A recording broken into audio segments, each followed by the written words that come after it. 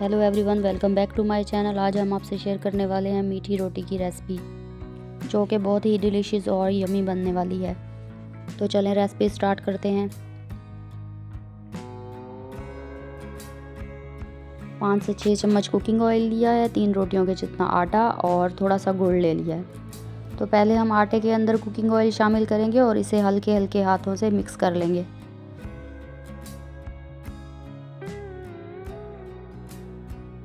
Cooking oil mix करने के बाद अब हम इसमें पानी शामिल करेंगे।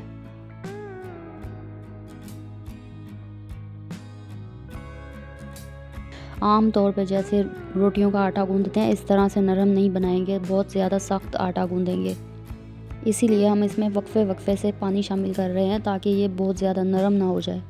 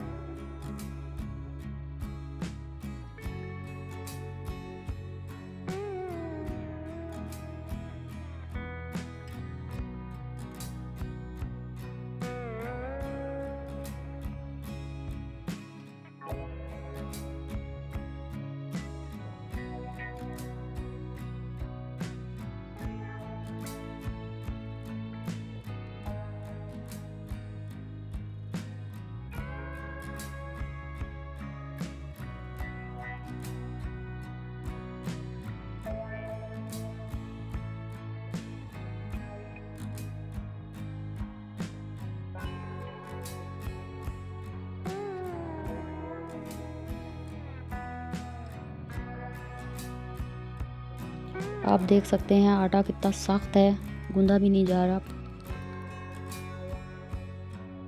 हमें इसी तरह से सख्त आटा गूंद लेना है।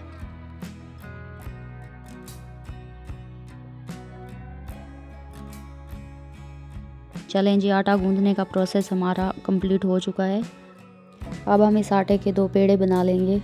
आमतौर पे जैसे हम रोटी का पेड़ा बनाते हैं हाथों में, तो ये इतना सख्त आटा है, ये हाथों में पेड़ा इसका नहीं बनेगा। इसका पेड़ा हमें ऐसे ही बनाना है।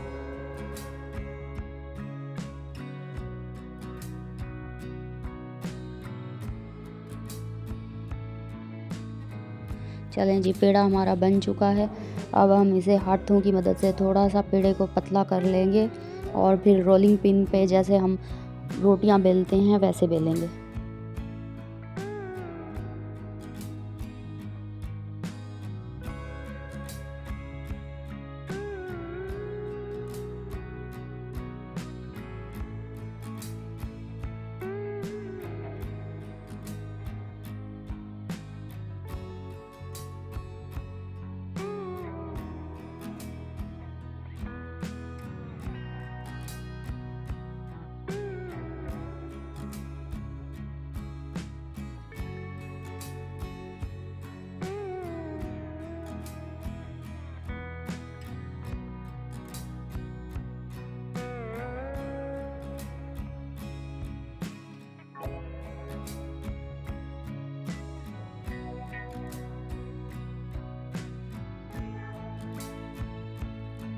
ऐसे ही हम दूसरी रोटी भी बेल लेंगे और इसके ऊपर रख के ऐसे नाप ले लेंगे, बिल्कुल बराबर होनी चाहिए दोनों।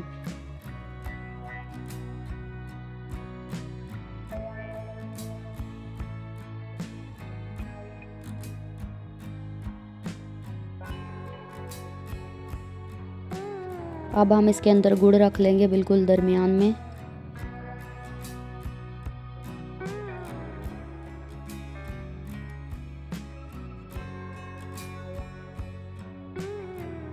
गुड़ को थोड़ा हम फैला देंगे रोटी के दरमियान में।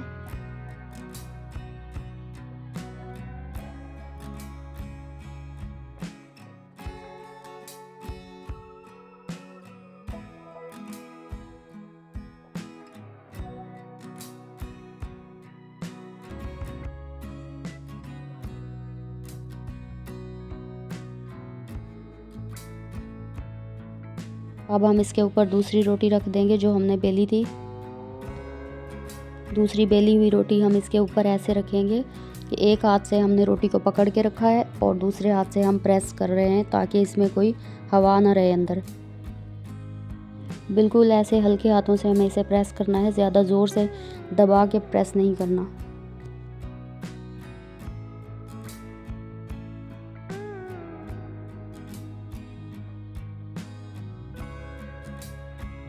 اب ہم روٹی کے دونوں کناروں کو آپس میں چپکا دیں گے۔ ہمیں اس کو آپس میں چپکانا بھی ہے تاکہ گڑ اندر سے باہر نکلے نہ، اور اسے جو ہے پتلا بھی کرنا ہے کیونکہ ہم اس کے اوپر ڈیزائن بنائیں گے۔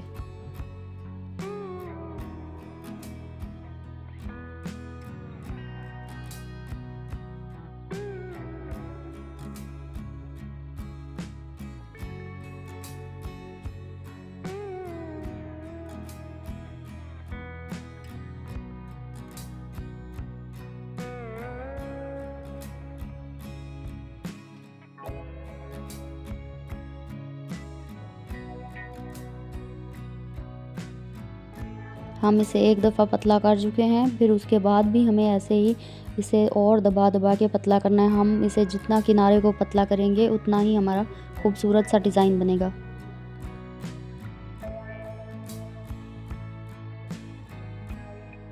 اب ہم ڈیزائن بنانے لگے ہیں۔ ہم ایسے ہی کنارے کو اندر کی طرف، روٹی کے اندر کی طرف پریس کریں گے، ساتھ ہی پھر سے کنارہ پکڑ کے اس کے اوپر ایسے پریس کرتے جائیں گے۔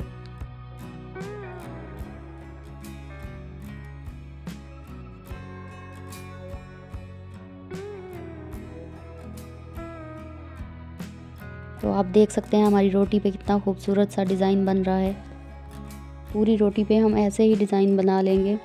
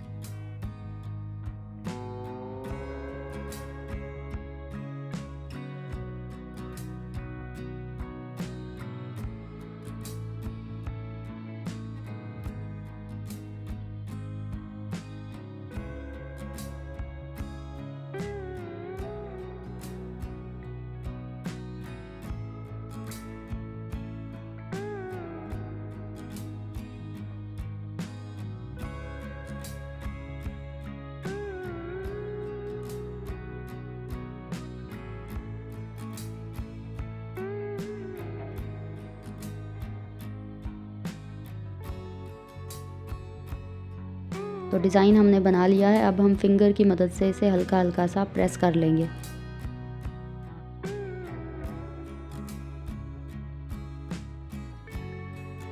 چاہیں تو ہم اس طرح سے بھی روٹی بنا سکتے ہیں، لیکن ہم اس میں ابھی اور بھی ڈیزائن بنائیں گے۔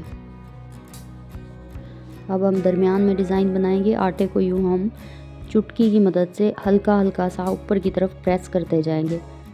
ہم اسے ہلکا ہلکا سا اوپر سے پکڑ کے دبا رہے ہیں، ہم زیادہ گہرائی سے آٹے کو نہیں پکڑ رہے ورنہ روٹی کی تہہ ہماری پتلی ہو جائے گی، اور اگر روٹی کی تہہ ہماری اس طرح سے پتلی ہو گئی تو روٹی ہماری پکتے ہوئے پھٹ جائے گی اور ڈیزائن ہمارا خراب ہو جائے گا۔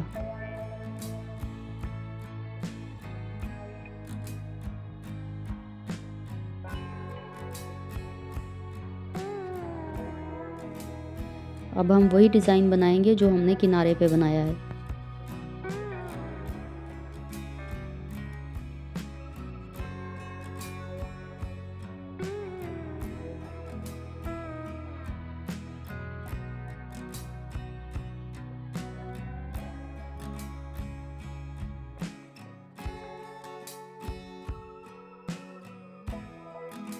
ہماری ویڈیو کو اینڈ تک دیکھیے گا تاکہ آپ جب ریسپی ٹرائی کریں تو آپ کو کوئی مشکل پیش نہ آئے۔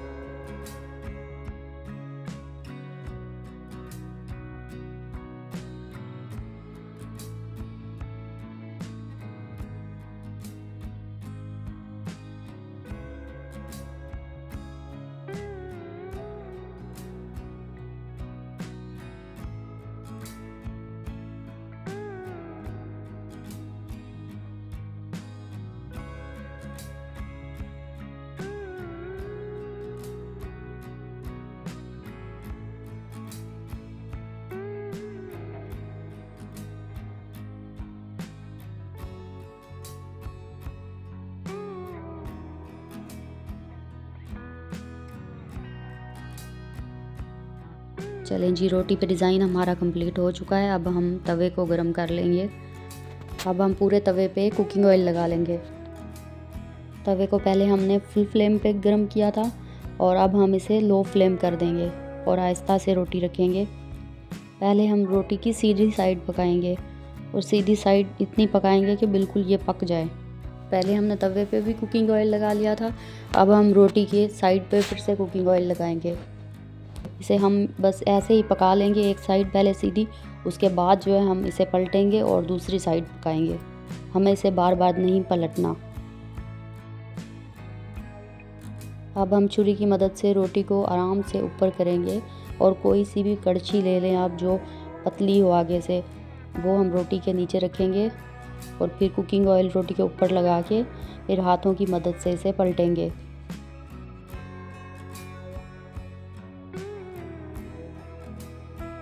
ہم اسے بالکل آہستہ سے پلٹ رہے ہیں. اگر روٹی پھٹ گئی تو اس میں سے ساری گڑ والی چاشنی نکل جائے گی. ہماری ریسپی کو ضرور ٹرائی کیجیے گا، بہت مزے کی بنتی ہے ایسی روٹی.